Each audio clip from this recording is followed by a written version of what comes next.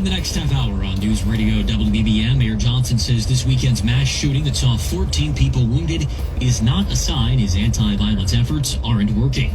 This is Mike Krauser. A young woman makes arrangements to fight a young man in Naperville, and police say she and a friend were beaten and robbed of a gun.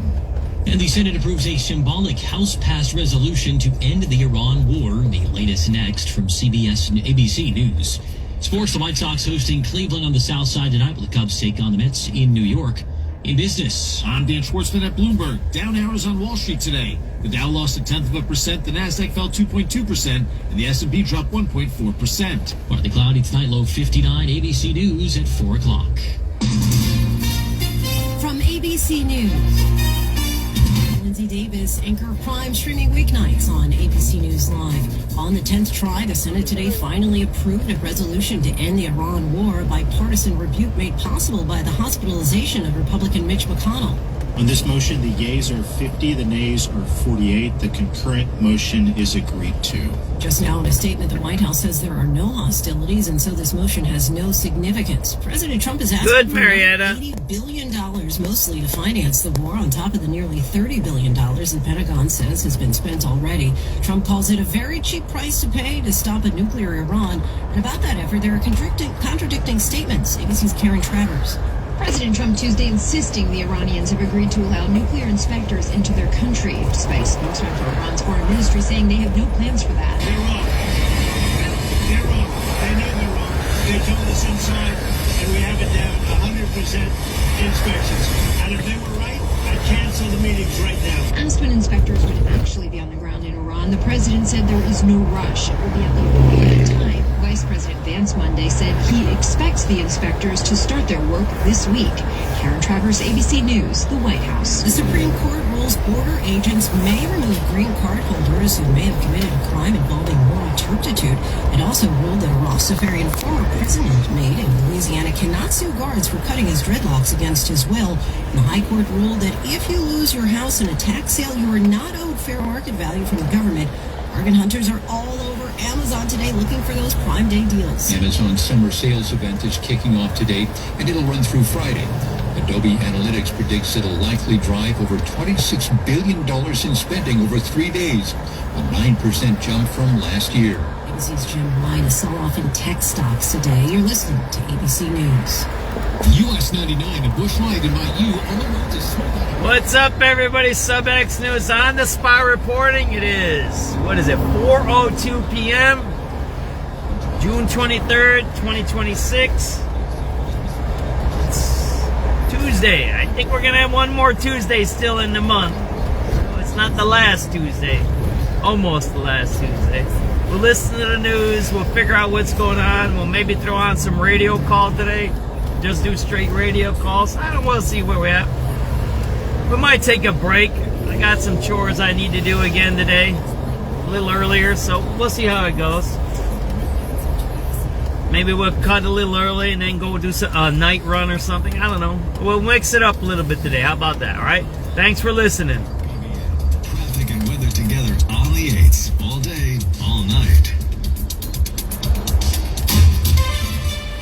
Chicago's news, traffic, and weather station, News Radio 105.9 and WBBMNewsRadio.com.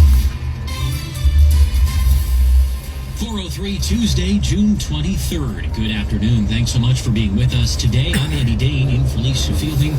With a beautiful day in Chicago. Sunshine right now, 72 degrees. AccuWeather says sun will stick around for the rest of the day. High 75, though temperatures a little lower near the lakefront.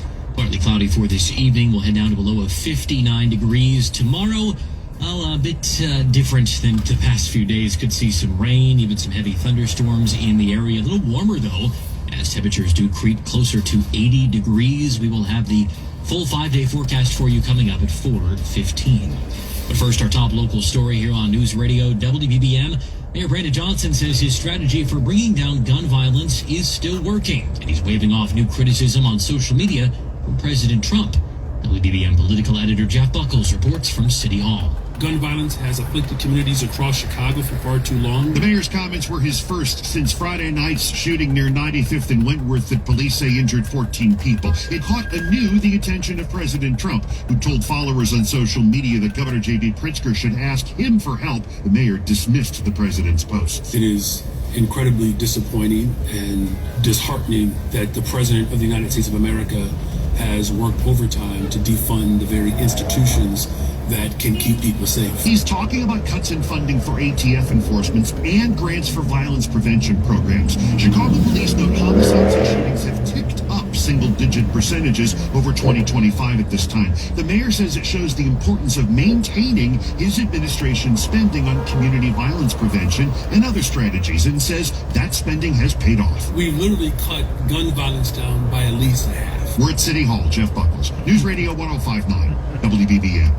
3 suburban men facing felony charges after an arranged fight led to an alleged armed robbery.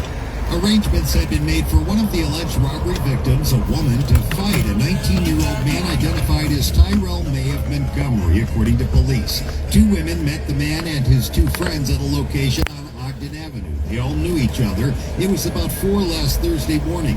A woman in May started fighting, police say, and the other 2 19-year-olds identified as Davion Tony of Oswego and Jalen Green of Naperville beat the woman who was not fighting and then robbed both women at gunpoint before fleeing the scene. The women called police. A gun was among the items allegedly stolen. All 3 men were later arrested, and police say the stolen gun was recovered, also the one allegedly used in the robbery. Mike Krauser, News Radio 105.9 WBBM. A 21-year-old man has been charged after police say he accidentally fired a gun inside of his home and shot a family member. Glendale Heights police responded just before 4 o'clock this morning to the 400 block of James Court for the reported shooting. Investigators say Fernando Cardoza had been handling a .45 caliber handgun in his bedroom when it fired. The bullet went through his bedroom wall into a living room and struck